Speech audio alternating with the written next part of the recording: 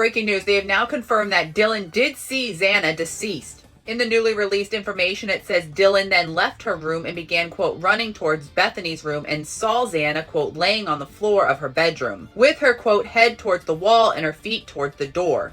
This was at 4:17 a.m. At that time, Dylan thought that Xana was passed out from drinking. Kaylee's father also did an interview and explains why they thought Bryan Kohberger chose the area in which to commit the crime. Here is a refresher of the timeline of events. At 4 a.m., the suspect arrives at the home. Between 4 and 4:17, the crime is committed. At 4:19, the roommate calls 3 of the victims and no one answers. From 4:22 to 4:24, surviving roommates text each other from inside of the home. At 4:27, the roommate calls the victims again, but no one answers. At 4:32, a roommate texts Kaylee. At 10:23 the next morning, the surviving roommate texts one of the victims, but no one answers. At 11:39 a.m., one of the roommates calls her father. At 12 p.m., a 911 call is placed from one of the roommates' phones. You'll need to know what the Lewis-Clark Valley murders are. They are a cluster of unsolved murders and disappearances that occurred in the Lewiston-Clarkston metropolitan area in northern Idaho. This took place between 1979 and 1982.